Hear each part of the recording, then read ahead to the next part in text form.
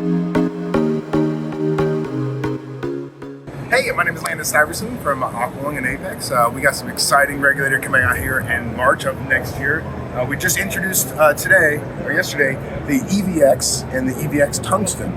So the EVX is going to replace the XTX200 regulator, and it's got a lot of new innovation in it. A lot of it happens in the second stage. We improved the poppet design, improved the airflow to make it more clean flowing airflow through it. And also on the first stage as well, we improved for cold water.